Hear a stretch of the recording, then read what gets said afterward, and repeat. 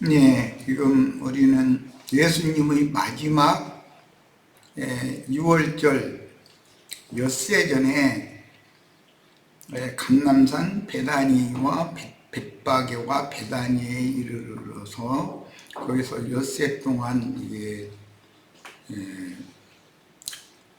제자들과 베다니 사람들과 함께 저녁에는 천국 잔치를 이루셨고, 낮에는 예루살렘 성에 들어가서 유대교의 그 저명한 랍비의 대변자들과 하늘의 전쟁을 치르는 말씀, 그리고 이제 맨 나중 그 한 주간의 마지막 날이 이게 6월절 날인데, 그날은 예루살렘 성의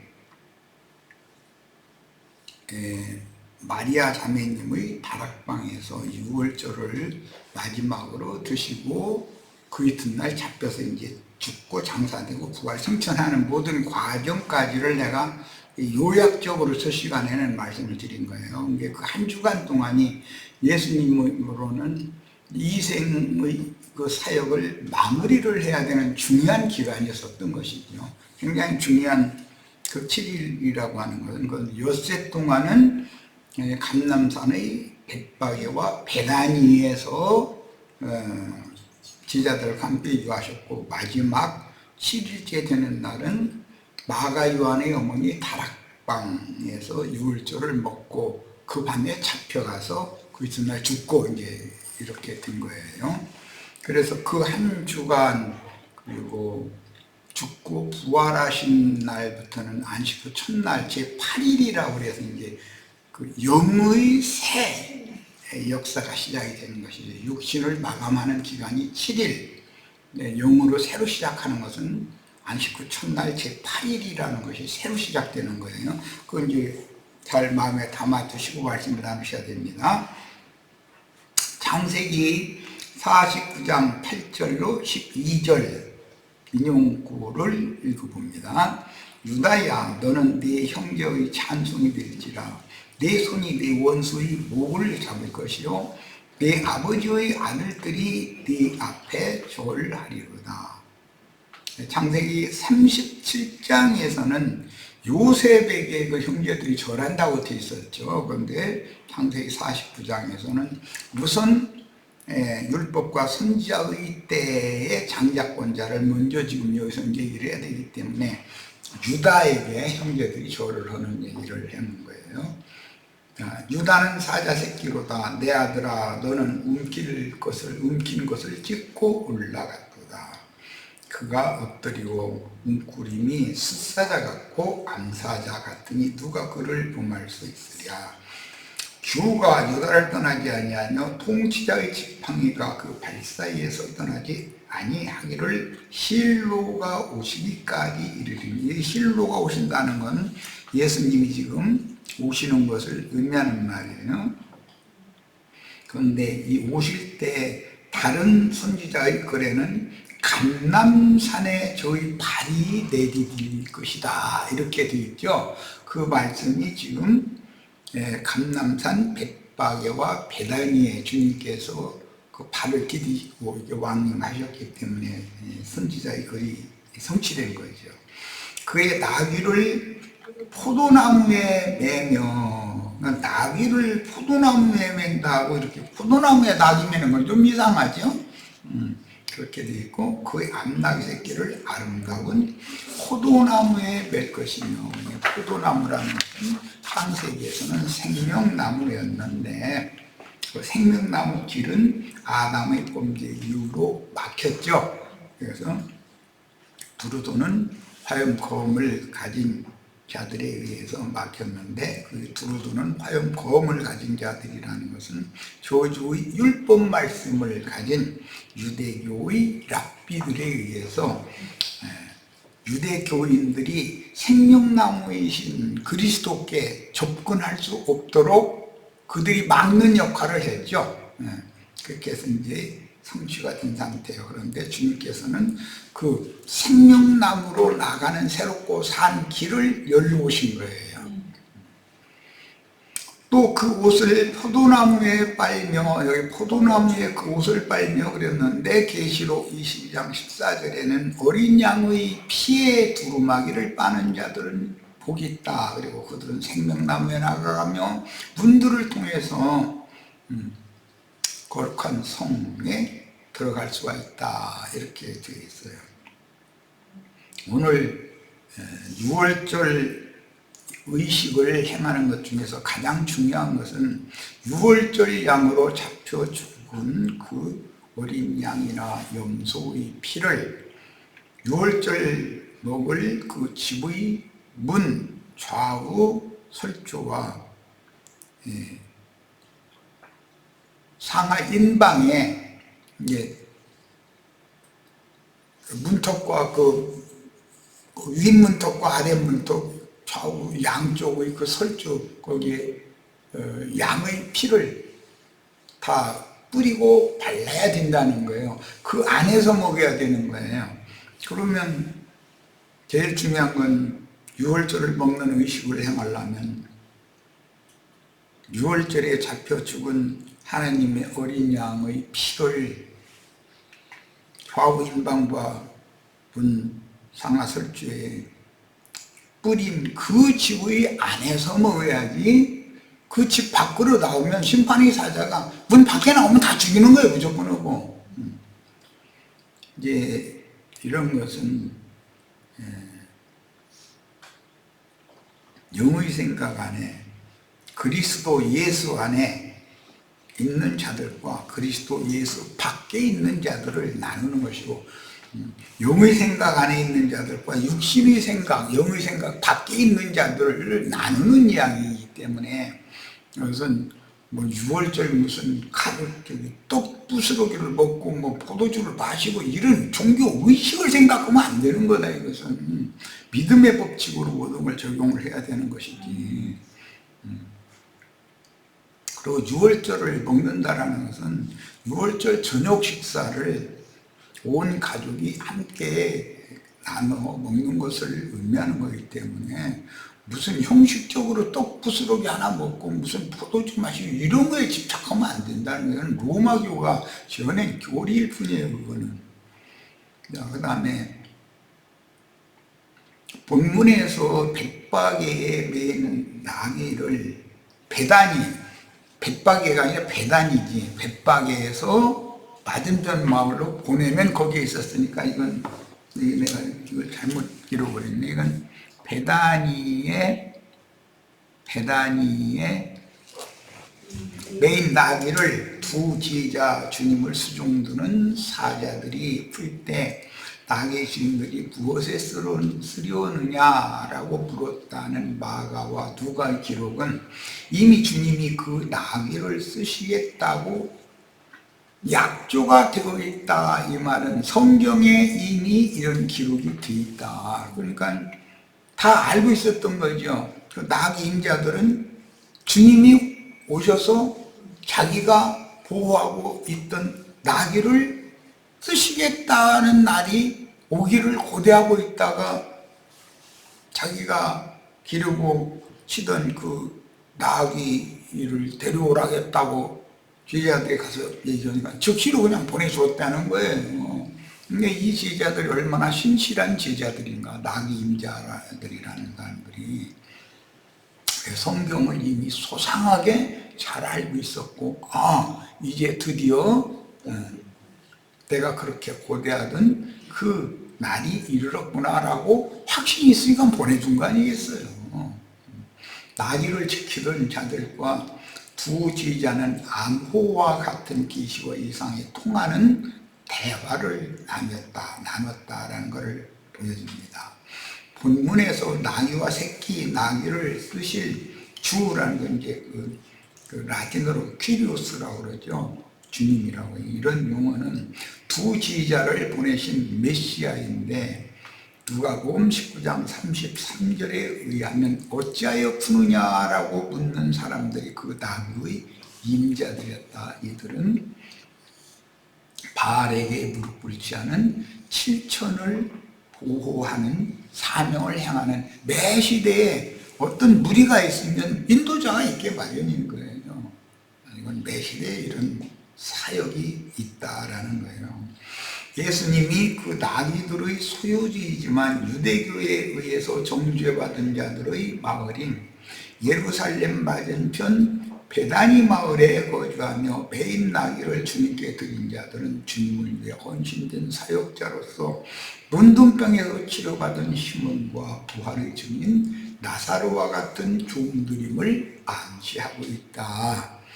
성경에서 베다니 마을은 주님이 인자로서 예루살렘에 입성하실 때 지친 몸을 쉬시며 마지막 한 주간 동안을 매일 잔치하며 많은 말씀을 잔치에 모인 이들에게 주셨고 천국의 영광에 들어갈 준비를 하신 마을로서 마르다의 남편 시몬과 마르다, 나사로와 마리아의 남매가 힘들게 살던 마을이다. 그 마을은 좀 문둥이촌이라고 그러니까 다 예루살렘 사람들에 의해서 불결한 자들로, 부정한 자들로 정죄받고 성 밖으로 내침을 받은 자들이 옹기종기 모여 사는 자들, 그런 마을이었다는 걸 알 수가 있고, 자, 계시록 6장 12절로 16절을 인용해서 읽어봅니다.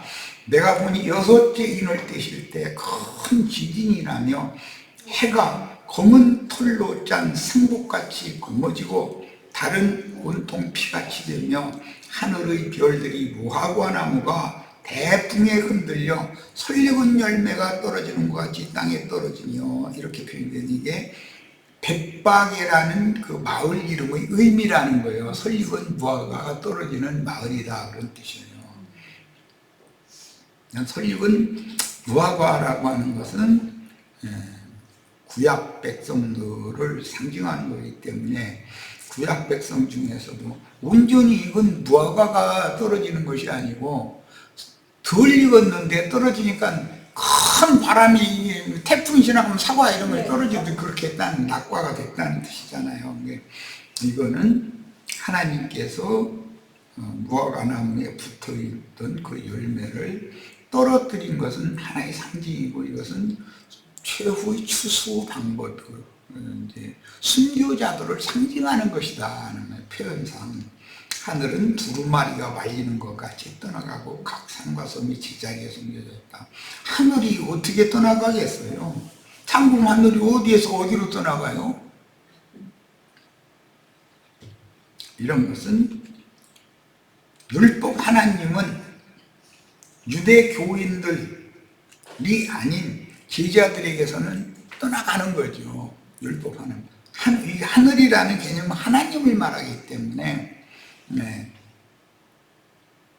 율법 하나님이 있고 신약에 이제 은혜의 하나님이 있는데, 새 하늘이 온다라는 말은 새 하늘이 이 하늘 저 너머 어디 있다 가서 임무교대 이렇게 지금 있는 하늘은 떠나가고 어디 있던 하늘이 새로 올라오고, 그렇게 문자를 해석하면 이게 말이 안 맞는 말이잖아요. 그런 게 있을 법한 말이에요. 이것은 첫 아담의 저주의 하나님은, 율법의 저주는 끝나고 영의 축복의 하나님이 임한다. 그럼 제자들에게는 다 모든 구원이라는 것은 저주가 떠나가야 그 자리에 축복이 오는 것이잖아요. 처음 것들이 다 떠나가야 새 것이 오는 것이니까, 혈과 육의 처음 것들이 떠나고 영의 새 것들이 온다, 그 말이지. 백박의 마을은 짐승의 때에 선 무화과가 대풍에 떨어지는 단체적인 순교가 시작되는 마을이므로, 교회 주수를 종결하실 때 짐승들이 박해를 받아 순교하므로 이방인이 때 끝에 추수되는 이기는 자들의 교회를 선도하는 하늘에 기록한 장자들의 교회에 적용할 수가 있다.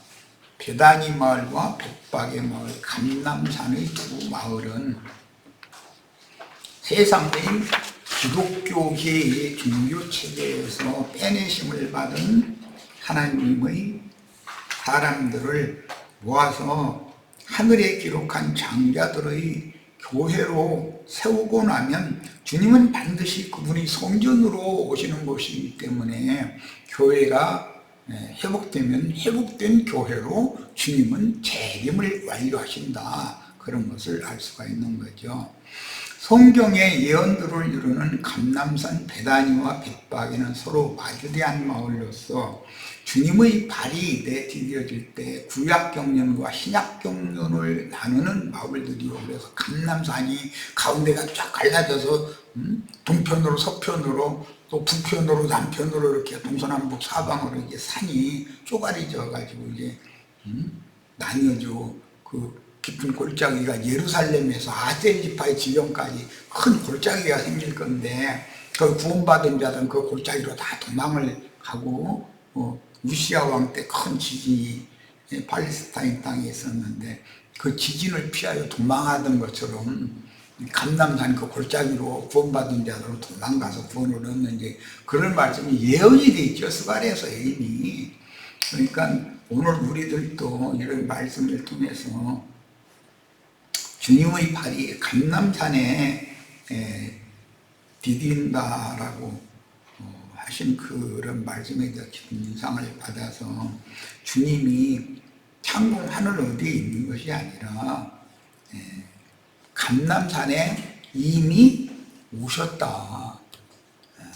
그분이 감람산 계습의 두 마을 사람들에게 오셔서 천국을 시해하러 오신 것이죠. 이런 이치가 꼭 깨달아져야 되겠어요. 그런데 예루살렘에 오셔서 천국을 선포한 게 아니잖아요. 예루살렘에 오셔서는 천국을 대적하는 자들과 영적 전쟁을 접전을 하러 예루살렘에 가시는 거니까 이 문제를 잘 이해를 하셔야 되겠어요. 이방인의 때를 종결할 때 즉 밤이 늦은 시간에 오시는 주님을 맞으러 나오라고 외치는 파수꾼들이 나팔 소리를 듣고 신랑을 맞으러 나올 열 처녀는 등과 그릇에 충분한 기름이 준비되어야 하는 것은 당연합니다. 여기 열 처녀는 기독교는 다섯 처녀는 구원받은 저 예배당에 나오는 처녀는 다섯 처녀는 세상 사람들 이렇게 가르치죠. 그런데 세상 사람들이 신랑을 그렇게 예수를 그렇게 등을 불켜들고서 밤 늦은 시간까지 예수님 오시길 그렇게 기다려요. 세상 사람들이 말도 안 되는 소리 하는 거죠. 다 믿는 이들이니까 예수를 기다리는 거예요. 그런데 기독교계의 신자들은 금기름이 준비되어 있지 않은 상태로 저 거룩하고 참 감람나무의 상등품 그 기름이 준비되어 있지 않은 거룩한 성령의 기름을 준비되어 있지 않은 다섯 처녀가 기독교 교 안에서 기독교의 교리에 따라서 막연하게 주님의 재림을 기다리고 있다는 거예요. 그런데 그들은 혼인에 들어갈 수 없다는 거잖아요. 등의 불이 곧 꺼져간다 그랬기 때문에 현재는 등의 불이 까무락까무락 지금 켜어 있기는 있는데 기름이 다 바닥이 나서 지금 심지가 타들어간다 그 말이잖아요. 이건 신앙의 근원부터 메말랐다라는 뜻이지. 그러나 그릇에 여분의 기름이 떨어져가는 신자들이 금기름을 사기 위해서 어디로 가야 돼요? 선지자의 생도의 아내 되었던 과부와 두 아들의 집으로 가야죠. 그러니까 선지자가 그곳에 임해서 거기서 이적을 베푸는 곳이잖아요. 그곳으로 당연히 그곳으로 가야 되는 거예요. 그런데 거기는 그 과부의 두 아들이 빌려온 모든 그릇들마다 기름을 가득가득 다 채워놔주고 너는 이 기름 팔아서 빚진 거 다 빚 갚고 그 다음에 나머지 기름 팔아서 또 생활하라고 그렇게 했다고 그랬는데 기름 장사의 집이 과부집이잖아요. 알고 보면 이 다섯 처녀는 신랑을 맞으러 나왔는데 자기 등에 기름이 꺼져가면 등이라는 건 사람의 영을 말하는 거기 때문에 영에서 생명력이 소멸되어 간다 이제 그런 말이니까 금기름이 마음에 준비되어 있지 않으면 거기에 다시 공급을 할 수 없어서 신랑을 맞을 수 없게 된다. 이제 그런 편인데,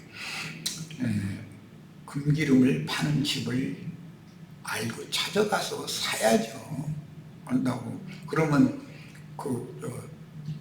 선지자의 생도에 아내였던 과부가 세상의 돈 받고서 기름 팔았겠어요? 살아겠다고. 여기 계시록에서도 뭐 라오디게아 교회에게 편지하실 때 뭐 안약도 사라고 그랬고 기름도 사서 뭐 하라고 그랬는데, 산다고 세상에 돈 주고 살 수 있는 것이 아니잖아요. 산다는 것은 자기 육적 자아를 희생하고 헌신하고 그 대가로 영적인 좋은 것을 사라. 육적인 것을 들여서 바쳐서 영적인 것을 사라. 지금 그 말이지. 세상에 돈 많다고 그러면 여기 이건희 씨나 구원받게? 수는 사람은 어떻게 사고, 금기름 가진 사람이 무슨 1리터에 몇만 원이라면 다 사겠지만, 아니요, 몇 조씩 안 내면 안 팔아. 그럼 어떻게 될 건데? 그 죽이고 강도질 할 거야? 어떻게 될 거야? 계시록 12장 5절로 6절, 여자가 아들을 낳으니, 이건 이제 해를 입고 달을 발로 밟고 머리 12별관을 쓴 여자로 상징이 됐어요. 이게 히브리서 12장에서는 하늘에 기록한 장자들의 어머니 교회죠.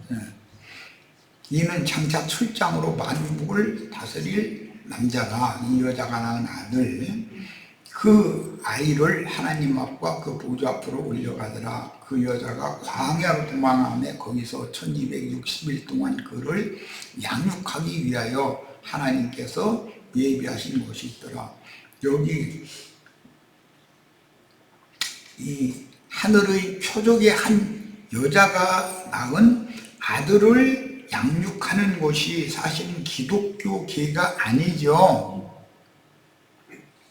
여기는 바알에게 무릎 꿇지 않은 7천인을 보호하는 두 나귀를 주님이 오실 때 쓰시라고 그 두 나귀를 양육하는 곳이잖아요. 여기 하늘에 기록한 장자들의 교회라는 곳이에요. 여기가 나귀와 새끼 나귀를 풀어서 주님이 쓰시게 하는 사자들을 만났을 때 벳바게의 맞은편 마을에 거주하던 나귀 임자들이 즉시로 보내준 기록에서 그 나귀들의 임자들은 평소에 주의날에는 순교자로 주님을 태우고 영광의 도성에 들어가도록 나귀들을 양육하였음을 알 수 있고, 주님과 묵계적인 대화가 통하는 목회자들에게 붙여주신 나귀들이다. 나귀라는 말은 혈과 육의 몸을 입고 있으나 순수한 신앙을 추구하는 신자들이다. 그 말인 거죠.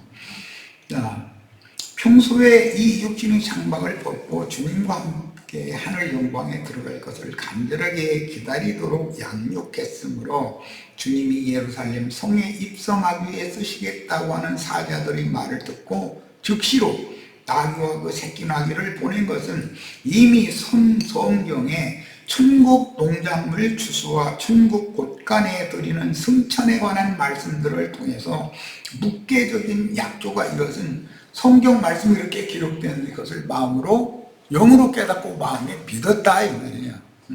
약조가 두 언약이잖아요. 성경이라는 건 하나님의 말씀을 사람이 믿을 때 그게 구약, 신약, 약속의 말씀인 거죠. 성경에 계시되어 있고, 나귀의 주인들은 주님의 임하심을 고대하며 기다리던 주인들이라는 걸 알 수 있습니다. 자, 이는 선지자를 통하여 하신 말씀을 이루려 하시니라. 일러스되 시온 딸에게 이르기를 네 왕이 네게 임하나니. 시온 딸에게 장가들 놓으시는 거잖아 지금. 그는 겸손하여 나귀 곧 멍에 매는 짐승의 새끼를 탔도다. 멍에 매는이라고 하는 것은 짐을 졌다라는 말인데, 이것은 육신의 몸을 입고 있다 이 말이에요. 육신이라는 건 성경에서는 짐승이에요. 육이라는 것은 영은 구원받은 하나님의 사람으로 상징이 됐어요.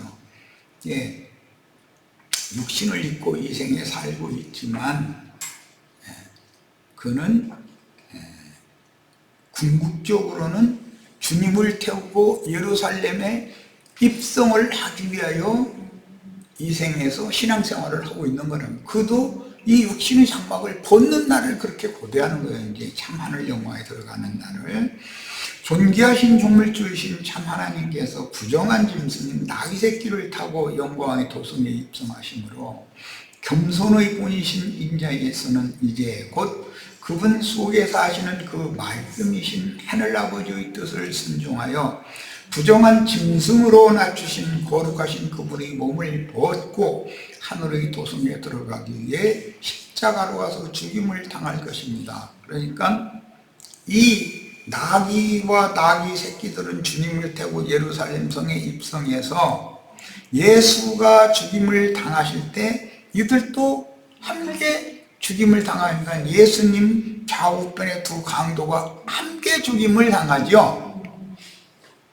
그런데 그 중에서 이제 좌편 강도는 예수를 욕했고 우편 강도는 주 예수여 당신이 나라가 임할 때 나를 기억하소서 그랬는데, 그 이제 좌편 강도는 혈과 육이니까 보셔야 되는 육이고, 우편 강도는 영으로 주와 함께 부활될 사람이 네가 오늘 나와 함께 낙원에 있으리라 그랬어요. 이 성경 전체의 그 맥락과 흐름을 지금 내가 일부 얘기하는 거예요. 인자 예수께서 영광의 도성에 입성하시는 예언이 스가랴 9장 9절에 예언되었다는 사실은 율법과 선지자의 때를 종결할 때 역사상에 적용되었으나 교회 시대를 종결할 때 반복해서 실현될 것인데, 온 땅에 보내심을 받은 하나님의 일곱 영, 일곱 눈들을 통해서 비밀리에 양육을 받던 성도들이 마지막 추수된 곡식들에 대한 예언을 역사상에 이룰 것입니다. 지방교회 미트니스 형제는 일곱 영이라는 건 뭐 일곱 배로 강화된 영이 어쩌니 말도 하지 않은 소리가 했었는데, 그런 사람의 교리를 다 잊어야 돼요. 한 돌에 여러 눈이 있다고 그랬죠. 함께 눈들이 가득하다 그랬죠. 스가랴에서 예언된 말씀이고, 그 일곱 영 일곱 눈들은 온 땅의 주 앞에 모셨었다가 땅의 사방으로 보냄을 받은 하나님이 일곱 영이고 일곱 눈이다라고 설명이 되어 있으니까 그대로 믿어야지. 무슨 강화된 영이고 뭐 그 말은 무슨 내가 일곱 영이다 이제 그 말을 하려고 자기 일곱 날의 빛과 같이 자기는 밝은 빛을 받았다 뭐 그 얘기 하려고 하는 소리인 것을 속내를 다 알잖아. 그런데 또 그걸 또 그 교리적으로 답답하는 사람들 답답해요. 계시록에서 모든 이기는 자들은 짐승 떼의 그 수가 몇이든지 다 죽임을 당할 것이며, 구름 위에 앉으신 께서 예리한 낫을 휘둘러 땅에 곡식을 거둘 때 지금 이후로 주 안에서 죽는 자들은 목이 있도다라고 명백하게 기록된 말씀들이 응하여 교회 추수를 종결하고, 그러니까 마지막 한 일회가 시작이 되면 죽는 것이 복이죠. 사는 게 복이 아니고, 사는 건 남겨두는 것, 버려둠을 당하는 것이고, 죽는 것은 대리감을 받는 거예요. 입맞은 12지파가 영원한 복음을 전파하는 그 청년의 새 시대가 임할 것입니다. 지금 주님은 그 영이 되셨으니 주 영이 계신 곳에만 참 자유가 있습니다. 해방된 사람은 자유자지요. 그런데 옥에 여전히 갇혀있는 자는 자유가 없는 거예요. 그러니까 큰 성 바벨론이라는 건 귀신들과 악령들과 악귀들이 그 악한 새들을, 부정한 새들이 옥이라고 된 빌락해. 그런데 거기에 꾸역꾸역 감옥에 지발로 걸어 들어가는 건 뭐야 도대체. 거기서 나오라고 지금 주님께서, 내 백성은 거기서 나오라 이러고 계속 외치는데, 자, 주의 영이 임재하신 이기는 자들의 장자교회에서는 이 장막을 벗고 죽는 걸 가르치는 거예요. 영원한 복음이니까. 이 생에서는 영원한 죽잖아요. 어차피 이 육의 장막, 짐승의 몸을 벗어야 하나님의 영광의 자유에 이를 수 있는 거 아니야. 당연히 육신의 장막을 벗는 것을 추구를 하도록 가르쳐야지. 주 안에서 자다가 첫째 부활로 일어나는 신앙을 가르치며 죽은 천당에 가는 게 아니요, 음부에 가서, 음부의 낙원에 가서 첫째 부활로 일어날 날을 고대하는 거죠. 살아서 그날을 맞은 경우에는 반드시 짐승들의 미혹을 이기고 짐승들의 표를, 그 증거를 이마에나 손에 받지 않으면 수갑이 지금 다 죽인다고 했으니 어차피 죽는 거 아니야. 그러니까 이것은 무거운 멍에로 상징되어진 육의 장막을 벗지 않으면 영광의 자유에 이를 수 없다. 속사람이 아무리 주인날을 고대하고 주님을 남편으로 맞는 혼인날을 고대한다고 말은 하지만 육의 장막을 입은 상태에서 세상 영광을 구하는 한은 그 믿음 자체가 성경이 말하는 그 진리, 생명길, 영광의 길과는 전혀 다른 길을 가게 자꾸 가르치게 마련인 건데, 오늘 우리 형제 자매님들 이런 말씀의 증거를 통해서 하늘 영광에 나아가는 걸 추구를 해야지, 썩어질 땅의 영광, 세상 영광 날마다 그것만 생각하면 그건 신앙생활을 너무 잘못하는 거예요. 그거는 세상 사람들도, 믿지 않는 사람들도 그거 다 추구하잖아. 그러니 주님께서 두 사자를, 나귀와 나귀 새끼를 양육하기 위해 하나님께서 준비하신 것으로 보내요. 나귀를 줄 때 무엇에 쓰려느냐 묻고 사자들은 주께서 쓰시겠다고 하신다라고 대답하면 자신이 기르던 나귀와 나귀 새끼를 즉시로 사자들과 함께 보내어 주님을 태우고 신부성에 입성하도록 돕는 것은 너무 당연한 일이다. 우리 형제 자매님들이 어떠한 죽음으로 하나님께 영광을 돌릴 것이냐, 이것을 다 믿음으로 받아들이고 참 남편이신 예수님께 나는 혼인에 들어갑니다 하면, 나는 내가 주님 앞에 가서 할 리가 있잖아. 내 중매 잘했지 않느냐고. 이 양머리들이 다 내가 그렇게 했어서 가르치던 말을 다 알아듣고 신부로 다 아름답게 단장되어져서 지금 주님 품에 가니까 주님 필요하신 만큼 마음껏 쓰시라고. 그러면 하나님이 보낸 종은 그보다 더 큰 영광은 없죠. 자기가 수고한 그 모든 결말이 그렇게 성경대로 이루어졌으니까 이래야 되는데, 사람 하나는 얻으면 사람 얻는 데 대해서는 땅과 바다를 두루 다니며 교인 하나나 만나면 다 배나 더 지옥자식들이 하는 그런 자들한테 가서 매달려가지고 저러고 있으니, 내가 보기에는 그들이 안타깝고, 그들이 나를 보면은 이런 말씀 증거를 들으면 나라는 사람이 이상한 사람이다 되고 너무 답답한 사람인 거지. 저 사람 참 할 수 없는 말만 하고 말이야. 네, 귀가 다 열리기를 바라고 눈도 다 뜨여지기를 바랍니다. 우리 형제 자매들 모두에게 축복이 있기를 바랍니다. 오늘 집회 모두 마칩니다.